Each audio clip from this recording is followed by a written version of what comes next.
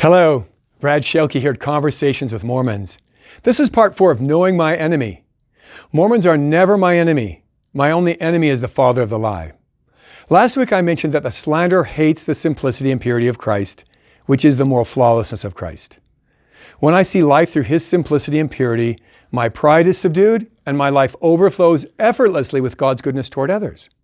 The slanderer hates this. His goal is to get me to be self-righteous. To do this, he has to kick Jesus out of the conversation. Why is that? In episode 6, I told of a Mormon student at USU who gave me a new and deeply resonant phrase which I've used often. She first said that no one has been free from doing evil. After a pause, she said that Jesus was, and she should have brought him into the conversation. She used that phrase several more times. I told of using it minutes later with a downcast Mormon student who by the end was beaming as he said he should always bring Jesus into the conversation. That triggered a thought, and I suggested to him that Satan's ploy was always to kick Jesus out of the conversation. He agreed. God's testimony is that Jesus Christ is all of life for me. Life is about right relationships or righteousness. Since the Apostle Paul says Jesus is all my righteousness, all my holiness, and all my wisdom from God, it's no wonder the enemy wants to kick Jesus out of the conversation. He wants me to experience death, not life. What are death and life about anyway? These are so simple, they're confusing. They're confusing because my pride blocks my understanding. Why is that? Well, both are about moral goodness. Remember, moral goodness is righteousness. Life is the experience of moral goodness God's way. Death is the experience of fake moral goodness the enemy's way. Fake doesn't work. That's why it's lifeless or dead. My pride blinds me to the difference because my pride can make me feel like fake moral goodness is actual goodness. Last week I mentioned asking hundreds of Mormons about their experience of impatience.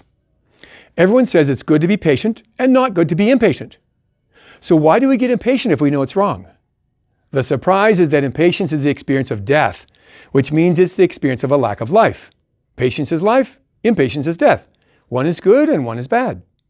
That's easy to say, but to discover how life works is a different matter. I don't experience patience because I want to. I experience patience because I'm interpreting life God's way, which means perceiving life through his moral goodness and not taking the slanderer's shortcut, which kicks Jesus and his perfection out of the conversation. Ponder that a moment. You don't get impatient because you want to get impatient. You get impatient when you take a shortcut to patience. Recently, I asked a USU student who served her Mormon mission in a very tough place if she ever got impatient with people. She often did. Did she ever stop and ask how impatience works? She replied with confidence yet vulnerability that she never asks that question. Instead, she just tries to cope with people. Wow, that's honest. And can't we all relate to that? I began asking others about her words. The first Mormon woman declared with emotion that we should love people, not cope with them. A retired Mormon said that coping with people means we're trying to control them. I asked such questions to create curiosity and open a door to discuss how life works, how love works, how goodness works. These simple conversations also reveal how impatience and evil work. Mormons are surprised to discover how simple it all is. They're really surprised to find out that Jesus is the how of moral goodness. I simply bring him into the conversation and help them notice how life and death work, how their focus on true righteousness results in good behavior, and their focus on counterfeit righteousness results in bad behavior. When the slanderer kicks Jesus out of the conversation, he actually brings himself into the conversation as a counterfeit Jesus, as counterfeit righteousness, as a counterfeit source of goodness. Next week, I'll share the simple word that reveals counterfeit righteousness for what it really is. This word brings the source of death out of the shadows into the bright sunlight.